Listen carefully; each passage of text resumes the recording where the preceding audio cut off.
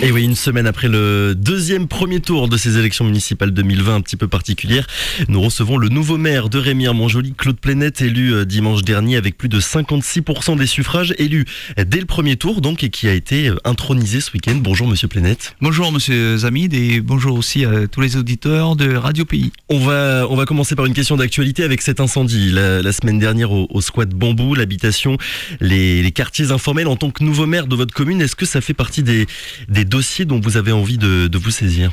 Alors, avant de répondre à votre question, je tiens d'abord à remercier tous les électeurs qui se sont déplacés au mois de mars et aussi le dimanche dernier et qui nous ont fait confiance. Donc, pour cette marque de confiance, je tiens vraiment à les remercier. Et puis, deuxièmement, j'apprends à l'instant la retraite de Kevin Séraphin et je ne résiste pas à vous dire que Kevin Séraphin a été formé à l'USL Montjoly et je lui lance déjà l'invitation lors de son passage en Guyane. Je serai ravi de l'accueillir à la mairie de Remire-Montjoly.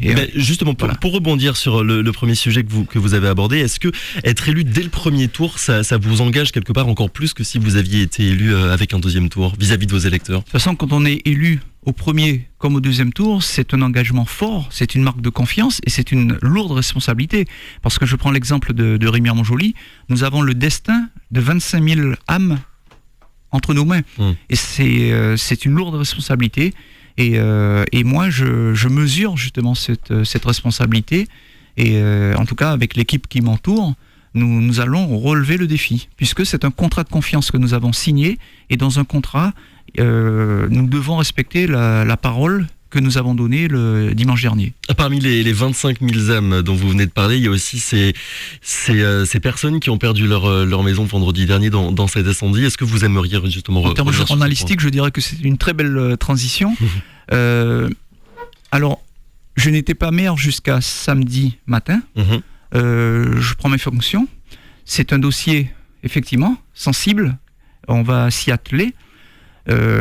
C'est un dossier aussi particulier puisqu'il s'agit des constructions illicites avec une problématique aussi sanitaire, humaine et donc ce matin même je vais me rapprocher de la police municipale, des services communaux pour avoir quelque part un point de situation et ensuite après un point d'action parce que après le constat il faut agir. Mais je profite aussi du micro pour dire une chose, c'est que depuis des années je sensibilise un certain nombre d'élus, de personnalités ici en Guyane sur cette problématique de l'habitat insalubre. J'ai travaillé pendant 8 ans sur le pénal de l'urbanisme. J'ai eu l'occasion de former des policiers municipaux sur la procédure qu'il faut appliquer pour lutter contre ce fléau qui en est un quelque part.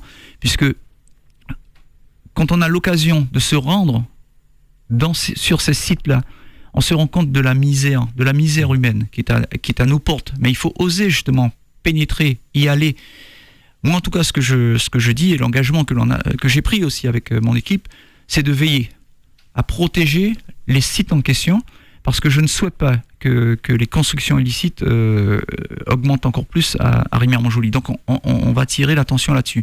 Et puis moi aussi, je vais rencontrer aussi les parlementaires, parce que je souhaite aussi leur proposer un amendement pour lutter contre cette situation, et je souhaite m'inspirer de l'article 140 du Code minier, qui permet par exemple aux procureurs sur les opérations de lutte contre l'orpaillage illégal de démolir et d'éradiquer les constructions illicites à l'intérieur de nos terres. Alors ce qui est possible à l'intérieur doit être aussi possible à nos portes.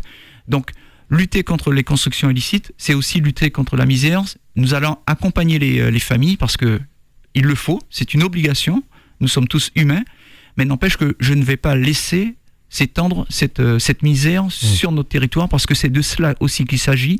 J'invite un certain nombre de personnes à aller voir dans quelles conditions ces familles vivent pour comprendre ce que je dis. C'est parfois inhumain de voir parfois des enfants dormir à même le sol. Donc, permettre l'extension de ces quartiers, c'est une lourde responsabilité aussi que l'on va relever.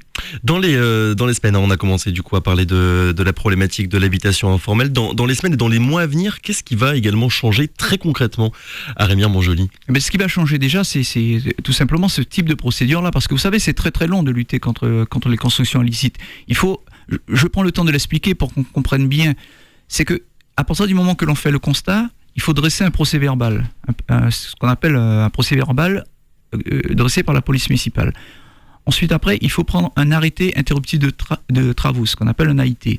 Ensuite, on transmet tout ce dossier au niveau du procureur, parce qu'on ne peut pas démolir sans qu'il y ait un jugement qui soit définitif et exécutoire. Même si des procédures un peu plus rapides existent, mais c'est pas évident, parce que parfois, en moins de 24 heures, vous avez une famille qui peut s'installer sous un toit avec des enfants. Comment venir ensuite après démolir? Et que fait-on justement de ces familles-là? Donc, vous appelez un véritable travail en amont et pas simplement... en amont. Et le travail en amont nécessite aussi un travail de surveillance, parce que, vous savez, une démocratie vit aussi quelque part sur deux pieds, c'est-à-dire prévention, répression. Nous allons nous atteler aujourd'hui au niveau de la prévention. La prévention, c'est être vigilant sur le terrain, le dire aussi à ceux qui sont déjà là, leur dire attention. Parce que si d'autres viennent s'installer, vous-même serez menacé aussi par le risque. La preuve, l'incendie en question, je n'ai pas encore l'étendue des dégâts, mais en tout cas en termes humains, c'est pratiquement 200 personnes à reloger. Alors est-ce que les communes de Cayenne, Macouria, parce que là encore il faudra faire jouer les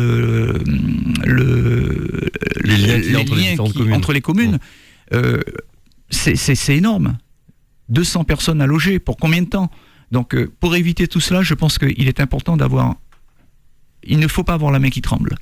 À côté de cette problématique dont on parle du coup depuis quelques minutes, est-ce qu'il y a d'autres dossiers en particulier qui vous tiennent à cœur là dans les premiers jours de votre mandat? Dans les premiers jours, moi, je vais faire ce que je m'étais engagé à faire, c'est de rencontrer tous les socioprofessionnels très très rapidement, tous les présidents, membres des associations de Remire-Montjoly, pour ensemble définir un petit peu la feuille de route, leur présenter aussi notre feuille de route, parce que, je l'ai bien dit, notre liste c'était agir ensemble pour l'avenir de Remire-Montjoly. Agir, c'est ce qui va caractériser notre mandature, c'est un verbe d'action, agir. Nous sommes là aussi pour agir, pour construire, pour faire. Tout ça, ce sont des verbes forts, mais c'est un collectif, c'est ensemble que l'on va pouvoir arriver. Nous n'avons pas été élus avec 100% des suffrages. Vous l'avez rappelé, 56%, un peu plus de 56%. Donc, il faut une adhésion de l'électorat qui n'a pas choisi notre programme, leur expliquer aujourd'hui que c'est le programme commun et que je suis le maire de l'ensemble des habitants de Remire-Montjoly. Et un travail peut-être aussi particulier avec l'opposition ? Mais bien sûr, j'ai été dans l'opposition, je sais ce que c'est que le statut de l'opposant. Moi, je suis tout à fait disposé à travailler avec eux, sans aucun problème, sans aucune retenue. Vous savez, il y a ce qu'on appelle la conquête du pouvoir. Nous avons été bons dans la conquête du pouvoir, puisque nous avons gagné. Bon, d'accord. Mais il faut qu'on soit bon aussi dans l'exercice du pouvoir. Et l'exercice du pouvoir ne se fait pas seul. J'ai une équipe. Notre majorité est constituée de 25 conseillers municipaux sur 35.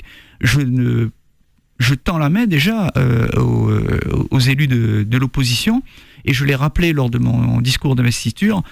Nous sommes tous détenteurs d'une voix. Il n'y a pas un élu plus important que l'autre. Donc, et nous n'avons pas non plus la science infuse, même si nous avons un programme, et nous allons travailler en toute intelligence. Pourquoi ? Parce que nous allons travailler dans l'intérêt général.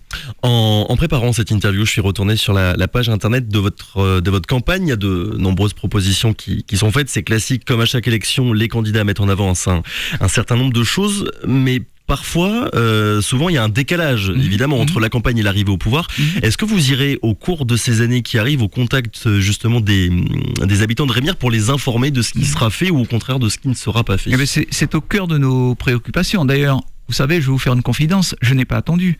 Dès dimanche, je suis retourné remercier un certain nombre de personnes qui nous avaient soutenus. Jeudi, dès dimanche, dès samedi. Hier encore, j'étais encore sur le terrain. C'est un peu ma marque de fabrique. Et nous irons justement à la rencontre, puisque nous allons mettre aussi en place des comités de quartier. très très bientôt, nous allons informer aussi les habitants d'Attila Cabassou sur la problématique de la route et aussi sur les différents projets immobiliers, parce que je ne souhaite pas qu'on découvre comme ça des projets sans avoir une information en amont de la population. Nous allons aussi rencontrer les habitants du quartier des Âmes Claires. Enfin, nous allons rencontrer l'ensemble des habitants de Rémière-Montjoly pour justement leur faire des points d'étape. Parce que je ne souhaite pas être comme une comète, apparaître tous les 6 ans lors des élections. Il y aura un bilan d'étape. On nous rapporte quand même souvent de la part des citoyens et des habitants que les politiques, on les voit au moment des élections. Oui. Et après, c'est un petit peu plus... Et moi, je serais tenté de vous dire que je fais aussi le même reproche. Ouais. Sauf que nous aurons, à travers un type de communication, que ce soit sur les réseaux sociaux ou par la lettre du maire, une information régulière sur les points que nous avons évoqués. Notre programme reposait sur 5 axes majeurs. Nous avons l'économie et l'emploi, l'accompagnement des jeunes et des moins jeunes. Nous avions aussi la santé, le tourisme, l'écotourisme, la culture, qui a beaucoup fait défaut à Rémière-Montjoly, le sport, l'accompagnement de la vie associative. Tout ça, ce sont de grands défis qui nous attendent, et on ne va pas attendre 6 ans pour faire un bilan. Bien au contraire, le bilan sera fait régulièrement. À Parapatou, puisqu'on le rappelle, l'élection a été annulée par le tribunal administratif à Parapatou et Cayenne. Vu que Marie-Laure Finira-Hort a été élue sénatrice, on connaît désormais les nouveaux maires de toutes les communes en Guyane. L'association des maires, l'actuel président, c'est David Richet. L'association des maires, est-ce que c'est quelque chose, un poste qui vous intéresse, monsieur Plennet ? Non, ça ne m'intéresse pas. Pourquoi ? Parce que j'arrive en fonction. Je pense que je n'ai pas suffisamment de recul pour pouvoir prétendre à cette fonction. Mais par contre, celui qui sera candidat va devoir nous rencontrer pour nous présenter sa feuille de route. Parce que je ne soutiendrai pas, je ne vais pas accompagner un maire juste pour l'accompagner. Vous avez déjà un nom en tête ? D'un candidat que vous pourriez soutenir ? Non, mais pour l'instant, aucun maire n'a fait acte de candidature d'une façon officielle. Oui, officiellement. Voilà, officiellement. Mais moi, j'aime bien parler de choses officielles. D'accord. Parce que vous savez, les choses officieuses restent souvent dans... Voilà, c'est de l'ordre du cancan ou de la rumeur. Et vous savez ce qu'on dit sur la rumeur. Quand la rumeur a fait le tour de la Guyane, la vérité chausse encore ses bottes. Donc là on vient de parler de l'association des maires. La présidence de l'Agglo, c'est quelque chose aussi auquel vous pensez ? Mais non, j'y pense pas particulièrement. Non. Je vous dis, à chaque fois c'est toujours sur un programme. Nous allons nous rencontrer, c'est-à-dire l'ensemble des maires de l'Agglo pour définir ensemble un programme. Et puis ensuite, s'il y a un maire ou une commune qui souhaite porter justement ce programme qui soit commun, on le fera, on va l'accompagner. Mais moi, ce que je dis, c'est que Rémière-Montjoly va devoir prendre toute sa place au niveau de l'Agglo, ce qui n'était pas le cas avant. Rémière-Montjoly prendra toute sa place, c'est-à-dire que je vais veiller... Que vous soyez ou non président. Que je sois ou non président, Rémière-Montjoly va devoir peser de tout son poids au niveau des décisions qui seront prises pour l'Agglo et plus particulièrement pour Rémière-Montjoly, parce que trop de travaux ont été réalisés sur d'autres communes que Rémière-Montjoly. Alors moi, on va vendre, et pardonnez-moi l'expression, nous allons vendre très cher notre peau. Dernière question, monsieur Plennet, vous vous êtes aussi engagé pendant cette campagne qui a pris fin la semaine dernière à ne pas augmenter les impôts. Vous nous l'avez expliqué il y a quelques minutes, votre programme est ambitieux sur de nombreux points. Comment est-ce que vous allez financer votre programme du coup ? Mais tout simplement par le cofinancement. C'est-à-dire que jusqu'à maintenant, pratiquement tous les projets qui étaient réalisés sur Rémière-Montjoly étaient réalisés sur fonds propres. Donc ça veut dire sur l'impôt quelque part. Nous, ce que nous souhaitons à travers les projets, c'est un accompagnement de l'État, un accompagnement de la collectivité territoriale de Guyane, collectivité majeure du territoire, un accompagnement aussi des fonds européens et pourquoi pas d'autres types d'accompagnement. Et plus vous avez recours au cofinancement, plus votre charge au niveau de la mairie diminue. C'est mathématique. Donc, nous n'allons pas faire peser sur les impôts des habitants de Rémière-Montjoly les équipements publics. Nous irons en tout cas sur du cofinancement et je vous garantis qu'on mettra tout en œuvre pour que ça se fasse. Merci beaucoup monsieur Plennet d'avoir été notre invité ce matin. On vous invitera évidemment de nouveau dans les mois à venir puisque comme vous l'avez dit, vous irez au contact des citoyens pour les tenir au courant des dernières actualités de votre commune. Merci beaucoup d'avoir été avec nous. Merci pour l'invitation et un salut tout particulier pour les habitants de Rémière-Montjoly qui nous ont fait confiance, et je dis bien qui nous, parce que c'est une équipe.